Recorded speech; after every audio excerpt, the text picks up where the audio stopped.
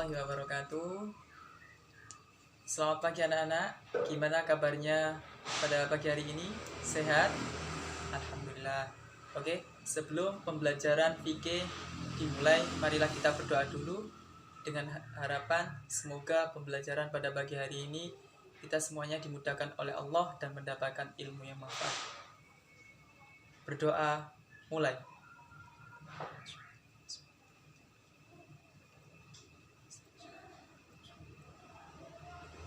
Doa selesai. Oke anak-anakku semuanya, silakan dibuka buku fikihnya, yaitu pelajaran 1 tentang makanan halal dan haram. Sudah semua? Oke.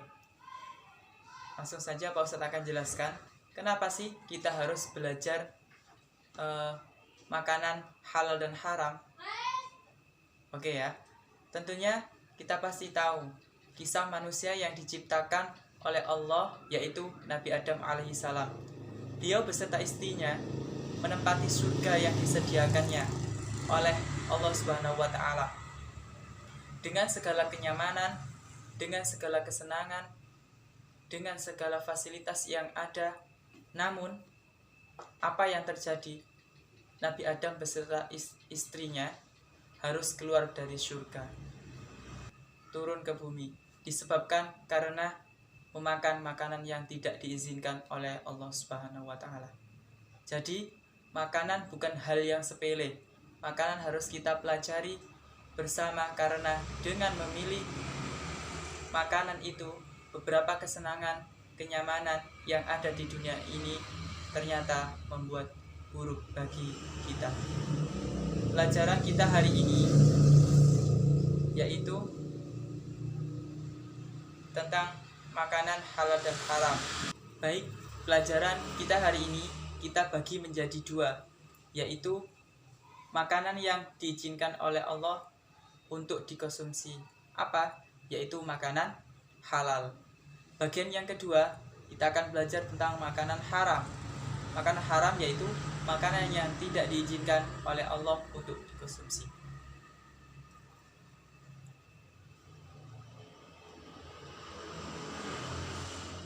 Oke, kita akan belajar bagian yang pertama, yaitu makanan halal. Bagaimana untuk mengetahui makanan itu halal?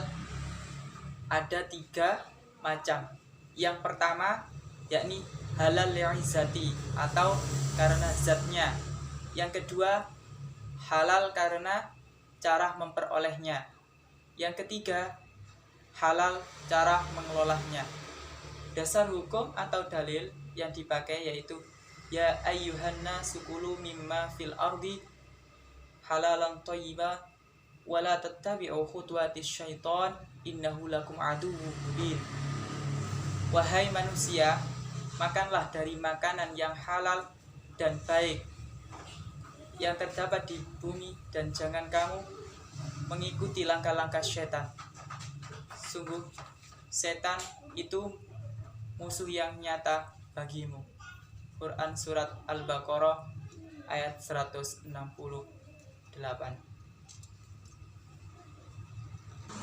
Halal li'izzati, atau zatnya, bahwa makanan tersebut itu halal untuk dikonsumsi. Contohnya makanan pokok, yaitu ada beras, ada sayuran, dan ada buah-buahan. Yang kedua, binatang ternak. Binatang ternak apa saja yang halal itu? Contohnya seperti sapi, domba, ayam, bebek. Selain itu ada lagi, yaitu binatang laut. Contohnya apa? Ikan. Ikan termasuk binatang yang halal ya untuk dikonsumsi.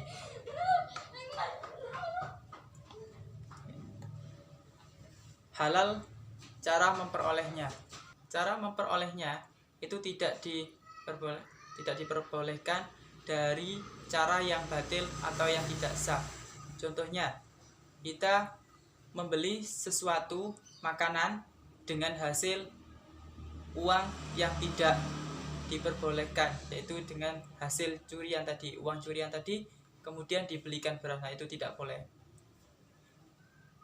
Cara memperoleh makanan yang halal berarti dengan cara kita bekerja keras dengan menghasilkan upah yang halal, sehingga kita bisa membelikan dengan makanan yang halal itu tadi. Halal cara mengolahnya. Cara mengolahnya yaitu dengan cara menyebut nama Allah Subhanahu wa taala. Apakah boleh kita menyembelih hewan tanpa menyebut nama Allah? Tentunya tidak boleh. Karena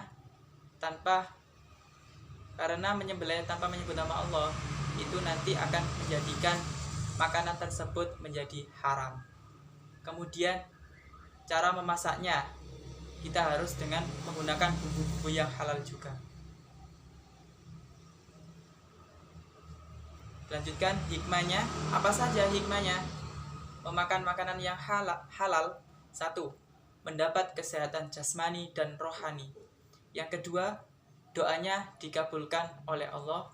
Yang ketiga, dijauhkan dari murka Allah. Yang keempat, menumbuhkan perbuatan yang baik. Yang kelima, mudah menerima kebenaran. Untuk yang selanjutnya, makanan haram yang akan disampaikan oleh teman kami. Baik, saya akan melanjutkan dari penyampaian pertama tadi, yaitu tentang makanan halal, dan sekarang Pak Guru akan menyampaikan tentang makanan haram. Ada yang tahu apa itu yang namanya makanan haram? Ya, makanan haram adalah makanan yang dilarang dikonsumsi oleh umat Islam. Dan makanan haram itu digolongkan menjadi dua. Apa saja? Yaitu diharamkan karena zatnya dan diharamkan karena suatu kondisi. Yang pertama, yaitu makanan yang diharamkan karena zatnya atau haram lizzatihi. Contoh dari hewani, semisal ada babi, makanan olah-olahan dari bahan babi atau dari hewan babi. Terus olahan makanan dari hewan anjing. Dan yang kedua dari nabati, yaitu ada daun ganja, buah kecubung, ataupun daun-daun yang beracun. Baik, yang kedua itu adalah makanan yang diharamkan karena suatu kondisi. Ada yang tahu bagaimana maksudnya makanan yang diharamkan karena suatu kondisi? Nah, jadi begini, Pak Guru jelaskan. Makanan yang diharamkan karena suatu kondisi atau yang disebut haram li ghairihi, yaitu hukum asalnya halal berubah jadi haram karena adanya suatu penyebab. Contoh, makanan halal diberi dari hasil uang korupsi. Nah, sebelumnya makanan itu berstatus halal, seperti kita makan nasi bebek, tapi kita membelinya dengan uang hasil korupsi, maka makanan itu menjadi berstatus haram. Contoh yang kedua, kita membeli makanan dari hasil merampok, mencuri, jualan miras, dan lain-lain. Seterusnya seperti mengurangi timbangan. Nah, itu juga bisa menjadikan status makanan yang sebelumnya halal menjadi haram. Apa yang terjadi jika kita makan makanan yang haram? Ada yang tahu? Ya, yang pertama, jika kita makan makanan yang haram, makanan haram itu dapat menyebabkan merusak kesehatan kita dan akal pikiran.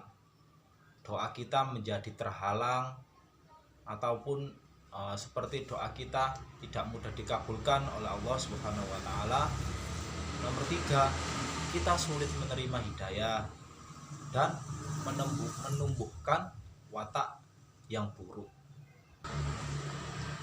Dan bagaimana cara menjauhi makan makanan yang haram? Yang pertama, tanamkan kuat-kuat sikap benci, tidak suka dan jijik pada makan makanan yang haram. Yang kedua, memperkuat keyakinan bahwa makanan haram bisa buruk untuk tubuh kita, membahayakan jiwa, dan merusak amal ibadah kita. Yang ketiga, jauhi pergaulan yang mengarah pada makan makanan yang haram. Baik, dari materi yang Pak Guru sampaikan tadi, apakah ada yang ditanyakan?